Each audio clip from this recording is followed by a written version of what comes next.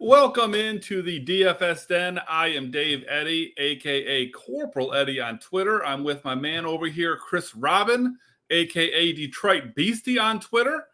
We're here to bring you some more of our NFL DFS content. Before we hop into that, though, you should probably do yourself a favor. Check out fantasy6pack.net/plans. Get access to so many things. I'll highlight the ones that are most important because they revolve around Chris and I. That's all of our NFL DFS content.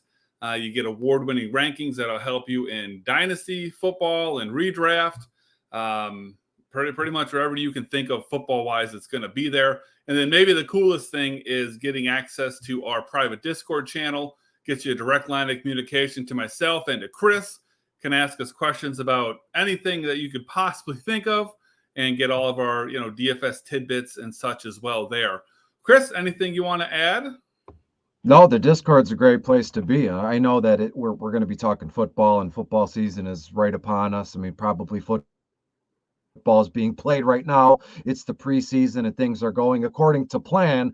But as we look towards the future, football is here, but there's still money to be made with baseball DFS. And as you said, the Discord is the best way to get, personal contact one-on-one in a DM on Twitter or on Discord, whatever you're looking for. But just make sure you go to the Fantasy Six Pack Twitter and go from there. The link is in my bio. On Twitter. I know the link will be on your Twitter bio, but we want to help you, and that's just what we're doing. I give out my notes for free, just looking to help and move the football along, as they say. Yeah. Now today we're not talking anything like week one specific. We're gonna be getting into all of that with our weekly video coming out. I think we're gonna be every Friday is when it's gonna come out, and then Chris is gonna have all your showdowns covered. All your Thursday night games, your Sunday night games, your Monday night games. So from a DFS, everything. So from a DFS angle, we most definitely have got you covered. This is going to be a little bit more of a step back and just talk about kind of, the game theory of things and the way that we approach things we like to do, what we don't like to do, just how we get into things. So Chris, I guess in a nutshell, why don't you just kind of break down what you think are like the top things that maybe separate you from, what makes you an expert? What makes you, have the platform like this to help people? To be fair with you, you can pay. You can go along any website. You can call 1-800 numbers. You can get all kinds of information that you pay for in terms of these are the players I want you to play, or this is the website I want you to go to get your advice or your thoughts and everything. But come to find out, when it comes to seasonal fantasy football and even DFS football, you got to have a feel for it, right? I don't care if you're a man or a woman, a cat or a dog, where you come from, what planet, Mars, Earth, Venus, whatever. You got to have some sort of a feel to it, right? And with a feel comes experience, and with experience can come a little bit of leadership, and with that leadership can come, a platform where you can say you're a professional, right? Like if you're a professional football player, you know what you're doing, right? If you're a professional poker player, there are avenues for that. If you're a professional gambler and a professional DFS player, it's not like there's a union you can join and say, well, sign me up. I want to be, considered a professional DFS player. It's kind of, correct me if I'm wrong, it's kind of bestowed upon you. Like if I were to just kick down the front door and go, my name's Chris, I'm a professional DFS player, people would look around and go, well, we don't know this guy. You know what I mean? It's kind of like one of those things where when you're given a nickname, right? You can't give yourself a nickname. It's kind of corny in a way. So it's kind of bestowed upon you. And if you've been around long enough, and if your content holds up, and if you're kind of doing what you're supposed to do on a weekly basis, even if you're producing content, independently, not affiliated with any website or anything, people will come to notice and come to recognize, and they'll seek you out, and they'll reach out to you and want your advice, along with being reassured with everybody else that is around you. So what separates me from everybody else is just like from an experience factor, right? From experience, my notes, I would say, my pen and paper kind of method, which everybody, will do or can do, from start to finish. But for me, being a DFS professional really isn't about, and this might be a shock, it's not about how much money I've won, how much money I put in, how much money I get out. It's the time that I spend doing all of this stuff from start to finish, from week 1 to week 18, from the playoffs, all the notes, all the notepads I go through, all the ink that I spill on these. That's what I think can make me a professional. They say if you do anything to be a professional at anything, you need to put 10,000 hours in. I think I have that when it comes to looking and reading and playing DFS contests. So that's what makes me a professional. And again, I will say this, it doesn't matter to me how much money you've won or lost. Doesn't have any say so in your, if you're a professional or not. It's your opinion and what the time and the effort that you put into this thing here that makes you who you say you are when it comes to anything, let alone betting and DFS content. And I think kind of the beauty of DFS is there's a lot of ways to skin a cat, right? You and I can have very different approaches. It turns out that we don't, but we could have very different approaches and still both find ways to be successful. For me, the first thing that I always suggest to people is to take a step back way further than I think that they expect to be asked to take a step back to. And that's to simply determine what it is that your goal is, right? And that may sound silly or oversimplified, but I really don't think it is, because you've got to ultimately decide what goal are you trying to achieve, and then you can work towards how to achieve that goal. And I think really it kind of boils down to two very common goals, and that is either A, you just kind of want to, win some money, right? Like you're not trying to get crazy. You're not trying to play hundreds or $1,000s a week. You're just trying to play to have fun, and you surely don't want to lose. And so that could be, $5 a week, could be $50 a week. Even with that approach, you could still play, thousands of dollars a week, but you're not really out there just trying to win $1 million, right? You're just trying to win money and have fun. To me, I think that leads somebody towards cash games and playing, and stuff similar to that. Then you've got the flip side of things. A lot of times it could just be someone who money is not a factor. They don't really worry about if they win or lose, from a week to week basis. They're really just chasing big wins. And it doesn't necessarily need to be $1 million, but we're talking, people who are chasing, 10K The plus, action. That's the Yeah, action exactly. they're after. That's Yeah. anything. They're after the action, that rush, that little sweat, whether it's sports betting, chasing a woman or a man, whatever. It's always Mhm. about the action. Yeah. So you've really got to decide what it is that you want to do and then proceed from there. And so that's going to be kind of the beauty of Chris and I being together here, because I have always done both. I've always chased the MME, and then I've kind of had the safety net of cash. And over the years, I don't want to get too nerdy, but I do have a spreadsheet where I literally track every format that I play in every week. And I've come to find that it seems like cash is kind of my sweet spot. And, that kind of blows, because I really do, like to have the opportunity, to win tens of thousands, hundreds of thousands of dollars. And I'm profitable there, but I'm just so much more profitable in cash that this year I decided to take a step back, really focus on that. So you're going to be able to get, really strong cash opinions, cash thoughts from me. Whereas Chris, on the other hand, is more focused on, the MME side of things. And then, I'm more focused on DraftKings. He's more focused on FanDuel. So we definitely got all your bases covered. But I really think that just figuring out what your goal is the key, because there are going to be some questions that somebody may have if you're, an all access member and you're, reaching out for help in, a DFS, NFL DFS realm. There may be, questions that are better suited for, Chris in a given week. And there may be things that are better suited for myself. Not that either one of us can't give you, advice, but, we're focused a little bit more elsewhere. So with that in mind, kind of tell me, how it is that you approach, MME from a week to week basis.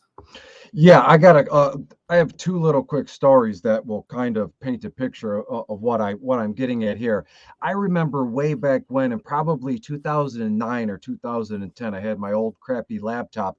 I would stay up all night, just on FanDuel when FanDuel first came out, and just looking through just hundreds of websites and going through there. I remember when I was a kid, there was like this little, it was like a little brochure, a little pamphlet. Certain gas stations sold those out here on the east side of Detroit, and it would be like kind of a spreadsheet or like a spread pick'em kind of thing that you could get week to week for the NFL. And it was basically, they were like kind of like under the table. You had to go into each gas station. There was like a secret look or a secret handshake, and the guy would give you this little pamphlet here, and it had like an insider information. I remember doing that with my late father when I was a kid. But when I look at DFS now in sports betting and how it's just readily available here, to me, it's not just like a week to week thing. It's like a, not to sound like a cornball, but it's like a lifestyle, right? It's kind of like base my whole week off of it, my whole month, like my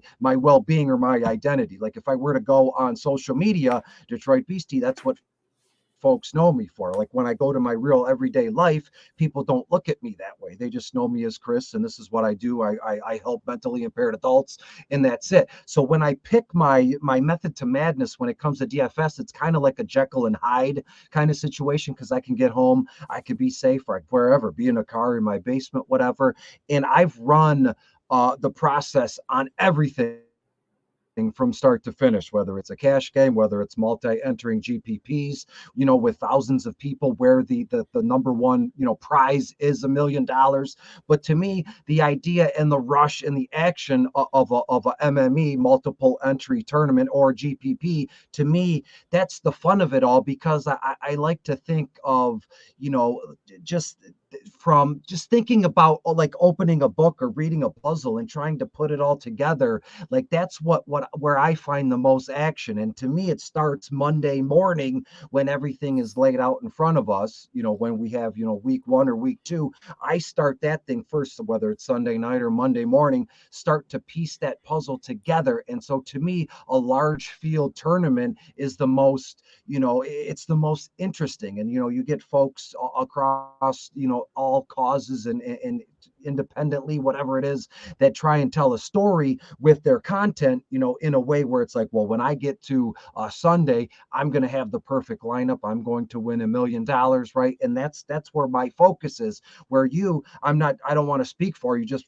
me speaking from experience. When I look at a cash game, it's safe and it's simple. And again, you can live your life like that. You're safe and simple. You get married when you're 25, you have your first kid or second kid before 30.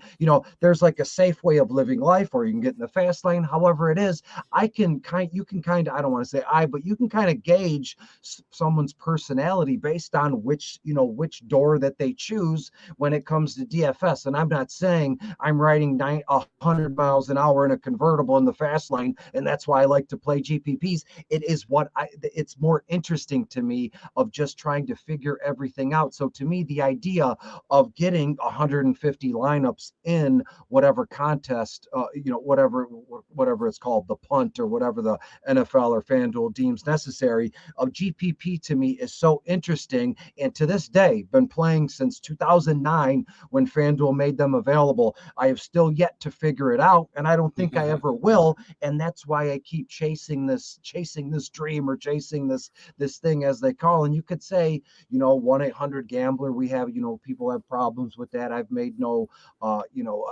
secret about my substance abuse past issues. And in a way, am I trading one addiction for another? That's a conversation for another day. But to me, the safety net that is a cash game. It might be beautiful for some people, but for me, I love the idea of a GPP because it just fits my personality. I'm able to get everything out with pens and paper in a week that I wouldn't necessarily be able to get out in another avenue. So to me, playing GPP, doing these videos, talking and going on and on and on, is an outlet for me that some people might get lifting weights, some people might get reading a book. I don't know, but to me, doing all this broadcasting and writing for DFS and a GPP is a lot more personable than it is, most folks would say or think. Yeah, and I mean, for me, my mentality is definitely, I prefer, MMEs, I prefer GPPs. But, it's at some point in time, you really do have to just take a look at yourself and, look at the data and say, where am I more successful? Right. And I've been more successful in cash Granted, I've been, positive ROI in both.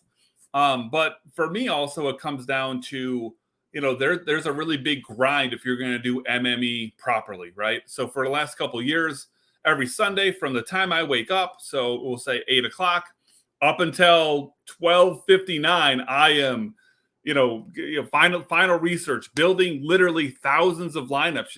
It's not uncommon for me to have had 3,000 plus lineups, and that's a lot of stress, and that's a lot of work. And it's not that I dislike it, but one thing that also helped me, push towards doing cash this season, focusing on that, is in cash, I build one lineup for the entirety of the week. That one lineup goes into every single thing I play. So I might have, hundreds of entries still, but it's going to be one lineup, as opposed to, if I've got 3,500 lineups in, I probably have 7, 8, 900 different variations. So, I mean, that to me is a blast. And that's the whole puzzle and, everything that you were talking about. But sometimes it is, like I said, looking at, just what it is that you are best at. And sometimes it involves, your lifestyle. What do you have time to do? But let's get a little more into the game theory aspect of things here. So, why don't you tell me some of the ways that you like to, find leverage? Because, anyone can sit there and just play chalk. And, for cash purposes, that's fine. You don't really worry too much about ownership. But for MME, leverage is I think leverage is a huge part, maybe the most important thing. So why don't you talk to me about some ways, clever ways, that you come up with that?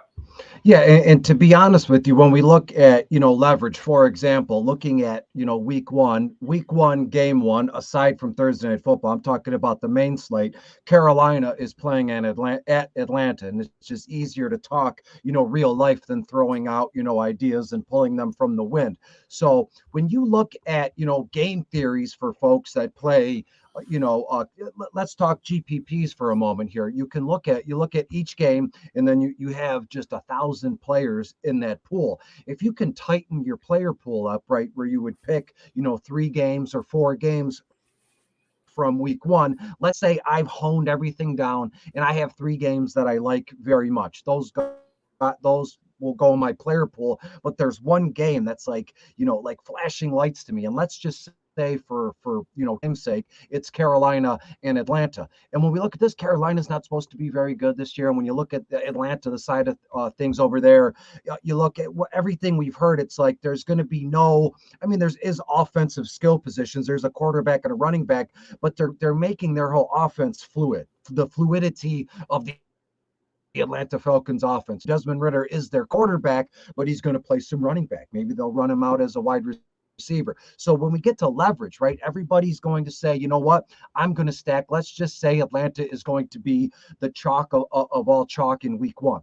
So to get leverage, let's pick and choose some players from the same game, but on the opposite side of things. So we know everybody on the earth is going to stack Desmond Ridder with Bijan. It's like sparkly and new in Drake London. So for leverage purposes, why can't we run it back with guys on the opposite sideline with the likes of Adam Thielen or DJ Shark? Now, I know that's a specific way, to gain leverage from, a chalk situation. But to me, if you're going to see, a large portion of folks are going to stack Atlanta, and you look at that, as I said, Ridder, Bijan, and Drake London, we could also gain leverage with players from the same game on the same team, but just like their second string guy. Let's run it back with Matt Collins. Everybody's going to be focused on, wide receiver 1, RB1. Why can't we do RB2, wide receiver 2 from that same game in a way, if that makes sense to me? But when you look at overall leverage, it can be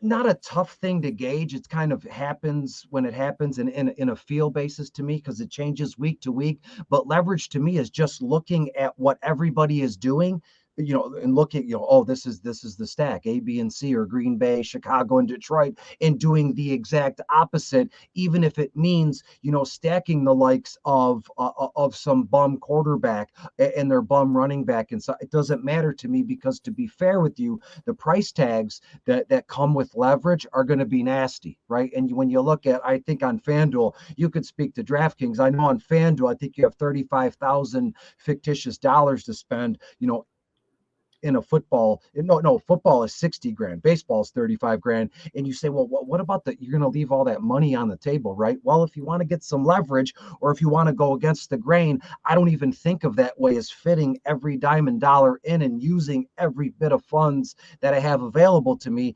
I'm going to put together a lineup that I think is best suited to go against the grain. And again, if you're going to put 150 entries in to win that $1 million or 10,000, 100 grand, leverage is going to play a pretty big role in that. And to be fair with you, Dave, let me say this, and I'll kick it to you here. Leverage it's in the eye of the beholder.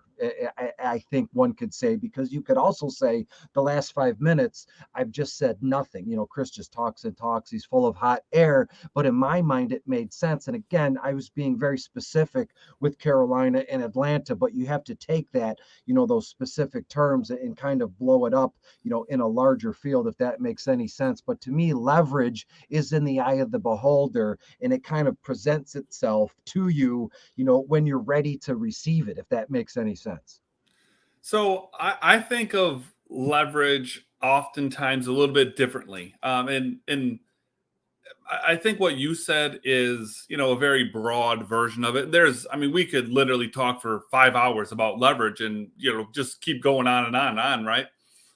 And there's one thing that I don't like that you said, and you said that usually leverage is, very cheap. And I completely disagree. I think that's the way that, a lot of people look at it. And I want to open their eyes. And I know this is, nothing to you, but, you know, I have kind of, I wouldn't say like a motto that I go by, but one thing that I always try to remind myself to stop myself from getting too out of hand when playing MME is play good players, right? So, we're both Detroit Lions fans. So you could argue that theoretically, if I wanted to get leverage in a given week, I could say, well, you know what? I'm not going to play David Montgomery and I'm not going to play Jahmyr Gibbs. I'm going to play their third running back, Greg Reynolds. Are you creating leverage? Sure. Is there any likelihood of that probably working out? No. You gotta remember that you don't want to get out of line. You still want to play good players. And so the point that brings me to is the way, I typically look for leverage in a given week is pretty simple. I look and I see who's going to be the chalk, right?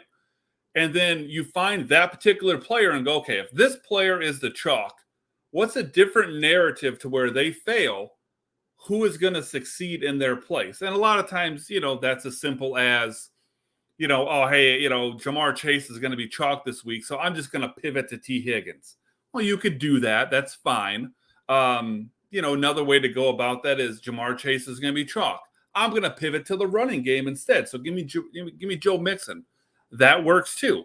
I think where you take it to a different level is you look and you say, okay, we'll look at week 1, for example, right? Let's just say that Jamar Chase was going to be chalk in week 1. He's $8,100, right? So then you look up and you see Tyreek Hill at $8,200 instead. Now, Tyreek doesn't happen to have a tough matchup, but let's say, he was going up against the Niners or something that week, right? If I can play a Tyreek Hill, who you could argue, is, the best receiver in football for DFS purposes. If I can play Tyreek Hill and gain leverage, that's fantastic for me. It doesn't have to be, just spending down. Sometimes it's just a matter of pivoting. And we could, like I said, go on and on and on about different ways to create leverage, but that's one of my favorites. And that's how I start off is I just look at what's the chalk and I say, if they fail, what's likely to happen instead? And then that's kind of how I go about, looking for leverage in that regard. Yeah, fair enough. And the question I get asked all the time, and I'm sure you get flooded with this too, we can pivot here is contest selection. I know people that have Yeah. been playing for, years on end, but they're just kind of, let's just call it treading water, or they're in neutral. They're putting money in and they're getting money back out, but it's just, they're basically playing just to play. There's no real loss, which is nice, but there's no real gain in a way, and because they just don't know what contest selection is or what that means. And again, games GPP, but it goes a little bit deeper than that, because there are certain things, like double ups, 50/50s, that you play. And there is also the question of, I know DraftKings has it as well. It's like they call it a 3 to 100 man or woman contest, right? Where 100 people can get in. But if you click that tab, there's also only three player contests. I'm saying DFS players, there's 3-man contests, 5-man contests. Now, me personally, that's where I get my leverage per se when I'm playing DFS. Yeah, sure. I'll spend, $500 on a Sunday in 150 sort of PP contest, but I'll enter one lineup, as you were saying, cash games. But it's so, to me, I played that 3 to 100 man games where there's only 3 participants or 5 participants, and I enter those all day. And sometimes there'll be 120. I'll have 125 entries in those, and some of them are $1, some of them are $2, but they're still considered under the umbrella of a GPP in a way, and they're not yet considered cash games. So to me, it's not really a loophole. I learned this lesson maybe 5 years ago playing basketball DFS. We're playing that one line in 125 different contests, and I have the notes. They've been around years where I've charted my losses and my winnings. Right, 4 days a week, I would at least double my entry fee. That's all I ever try to do, just double my entry fee. Once or twice a week, I'll goose egg it, but then also once or twice a week, that one line will clean up, and you're looking at $1,400, $1,800, something like that. So to me, contest selection is big. If you're going to spend $100, but you're kind of just, you don't know where it's going. Imagine going to the casino and just giving a guy or a girl $100 and saying, do what you want with it, and hoping you get a return. So contest selection is it's key. It's very interesting, and it's key. And again, my biggest, not my biggest issue, but my biggest, reply back to that said person would be, you have to find your way, right? You or I could help someone and nudge them along, but what do you find most interesting, which we talked about at the beginning of the broadcast, whether it's GPP, whether it's cash games, and again, 50/50s, double ups in cash games and such. Are they easier? I don't think there's anything easy about DFS or sports betting, but to me, it's what you find most beneficial, not profitable per se, but most beneficial with your time, because our time and our effort is what is being just not taken from us. I'm willingly giving my effort and time, but again, time goes by so fast nowadays as you get older and as you go by. What do you find most beneficial for your time and your enjoyment and your fun? Again, winning money is very, prosperous, and it's fun, it's an enjoyable, but this whole thing should be fun. And I hate that rule. People say, well, you go on social media and you're trashing people, or you're having fun, you're winning championships, you're buying pinky rings and such. But when you've broken down to its simplest form, this thing that we're doing should be fun. And yes, I agree, but it should also be entertaining. And if I'm not enjoying myself, what the heck am I doing on a Saturday night or Sunday, doing a broadcast Yeah. with you, or having, pens and paper with all these notes? If it's not fun and I'm not enjoying it, then I'm out. So to me, contest selection is a huge, it's a huge step in this whole DFS realm. And what do you think about contest selection? I mean, honestly, I do think I'll start off by going back to what I originally started with, by saying that it depends on what your goals are, right? And Goals, yeah. yeah, and even so, once you've determined those goals, you have to be willing to pivot, be self-aware enough to know when to pivot. And that's where having, a community of people, or at least having a couple of people that you discuss things with on a regular basis, comes in really handy. Because, maybe I, come to think, hey, if I just double my money each week, I'm happy. I only want to spend, $50, let's say, and I'm just trying to double my money. If somebody told me that, I'd say, well, sounds like cash is the way to go for you, right? And then, they get into some cash. Maybe they start sprinkling in some single entries, right? Because single entry isn't a huge leap from cash, but it's not GPPs. And then come to find, hey, you know what? They're absolutely mopping up in this single entry. You know, they're losing some money in their head to heads, but they're making it all back in single entry, right? So then I would start to say, hey, seems as though maybe the way that you're built is more towards single entry. You know, hey, start focusing on that and maybe start scaling back the cash, right? And so that's, you know, what I would say when it comes to contest selection, kind of get your feet wet in a variety of things, see what it is that you enjoy and see what it is that you're profitable in. And if, again, money means nothing to you, then if you find cash to be the most fun because you can hone in and really dig your heels in and, you know, build one lineup that you just love that week, and that's what does it for you, then great. But if you kind of want to get your hand in all the different jars, you know, and, you know, maybe you're not so worried about, you know, the wins and losses, or you're okay with kind of paying a price that, you know, hey, I know I'm not super awesome at this. I'm not going to lose everything I'm playing, but I get so much enjoyment out of the $100 that I play that if I win 40 of it back, I spent $60 and I had a blast, right? That's okay. It's just figuring out what your goal is and then being willing to, you know, adjust based on what it is that you're good at. You know, you might be absolutely terrible at MME, but maybe you do great in, you know, the 3 max competitions, you know, where you might have, you know, 5,000 entries or something. You can only build 3. So that's a little bit of, you know, it's not single entry and it's not MME, but, you know, it allows you to build 3 lineups. So you can go, you know, 3 different directions, or, you know, maybe, you know, yeah, 3 different directions. You know, no sense of getting too into the weeds on that. But yeah, like I said, we could sit here. This could be a 10-hour show, and I don't think we would run out of stuff to talk about. But we do want to kind of cut it right around this time. So are there any kind of final thoughts, anything that maybe, you know, didn't quite get to that you think is super important to address before we call this one a show? Yeah, I want to tell folks, you know, and again, as I'm saying this out loud, you know, I intended to, you know, share this video as much as we can and let people know, you know, there's a new sheriff in town, the 6-pack when it comes to DFS. And I want to tell folks, you know, let us do the work for you. You know, a lot of people there's, again, as I mentioned, there's 1-800 numbers to call, all that kind of stuff, and people will, you know, subscribe here and we'll do this and we'll do that. And again, let the results, you know, speak for themselves. Again, you know, I'm not that high and mighty, but, you know, my single game entry videos and my notes, they carry a little bit of weight, and I just want folks to let's do the work for you, right? Let us listen to us, let us broadcast, you know, be patient with us when we fail, or when we're down, or, you know, when we hit a rough patch, things like that. Because to be fair with everybody, you know, we come out for the better more times than not. So I want everybody that's watching this,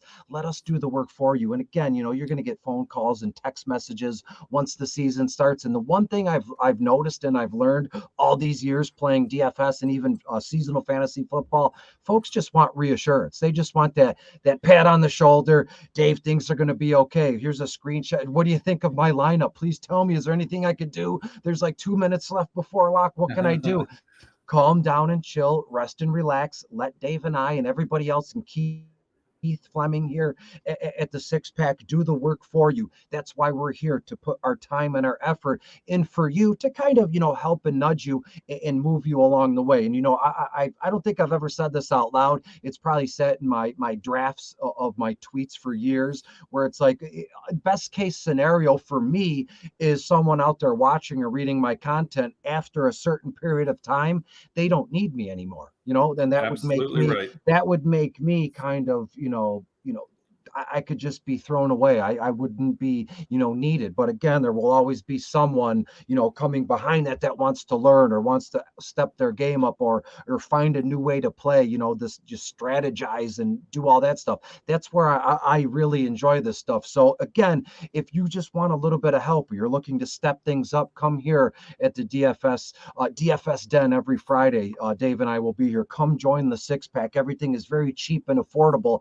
And to be fair, the content that we're going to be giving to folks is, in my mind, it's priceless, not only just for the fun of it, right? The two of us getting together and every, single game slate video we're doing, but in a perfect world, at a certain period in time, you won't need us anymore. And we can kind of watch you graduate, right? I don't have any kids at this moment in time, but in a perfect world, you won't need us anymore, and you'll be out on your own, and you can pass along what you've learned to someone else behind you. Because to be fair, that's the whole the trick of my trade here is we can only keep what we have by giving it away. And that's kind of like a support group staple, the support groups I go to. And it's kind of, you got to go home and think about here and go, I can only keep what I have by giving it away. It doesn't, at the moment, it doesn't make any sense. And you'll go home, you'll sleep on it, and then poof, the light bulb will go off, but it'll make sense, in due time. So just make sure you're around. Come and hang with us on Fridays.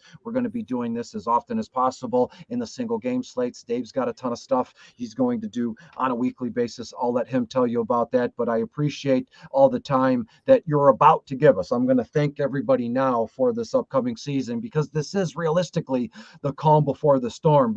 This is all you're going to see of me, really. During the week, head down and pen moving. Then I'm going to perk up for the single game slates. But thanks for having me here tonight, Dave. And this is going to be one heck of a season. And this is, I'm very excited. And I just can't reiterate enough that I think the best thing that somebody can do is head on over to that fantasy6pack.net/plan, sign up, become an all access member. And for DFS specifically, it does not matter if you're brand new, doesn't matter if you're, kind of intermediate, doesn't matter if you consider yourself an expert as well. There is a place for each and every single person in that Discord, because if you are a beginner and you kind of just need some guidance and, hey, how do I kind of navigate these waters, help me get my feet wet without losing too much money, let us help. We can do that. That's probably the most common individual that we run into, someone who wants to get their feet wet, wants to see what it's all about, and happy to help. If you're someone who, is kind of already got that, got those feet wet, and you just want to kind of take it to the next level, that's fine. We can have that conversation as well. Let's refine the process. Let's look at different ways to accomplish your goals. Let's talk about, lineup construction and, our game theory. We can get into all that. If you're someone who already, feels like what you're doing, I'm telling you right now, in that boat, because I consider myself to be, in the boat of, I have a pretty good understanding of what I'm doing. I'm telling you, the greatest asset that you can have is somebody to bounce things off of. I guarantee you that Chris and I will be texting each other all week, running different things, by each other. Hey man, I just put this together. What do you think? And you just need an honest voice to go ahead and give you that feedback, whether it's what you want to hear or not what you want to hear. Having another voice can really help. I can't tell you how many times I've had something that I thought, and I talk about it with somebody that I, know and respect, and all of a sudden my opinion has been changed. So somebody else is smarter than me or has a different opinion than me, and I see a different side of things, and I go, oh, yeah, you're right.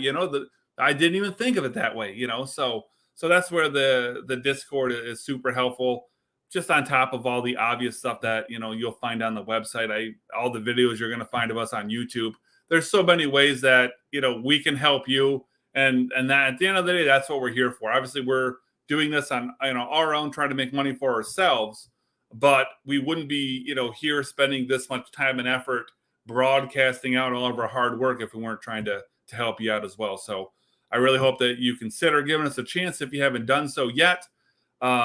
Last thing that I'll say is the best thing that I think we've got going on that we haven't really talked about yet is we're going to be having basically an NFL DFS lock show, and it's going to be in our Discord. So the only way to get access to it is to be a member.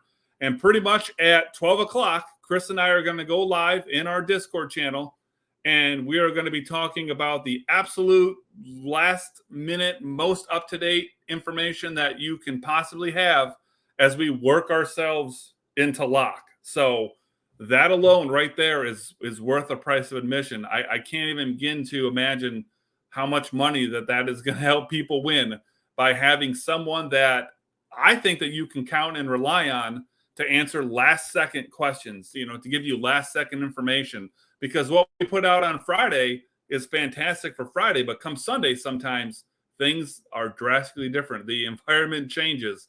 And so I think that's going to be absolutely invaluable.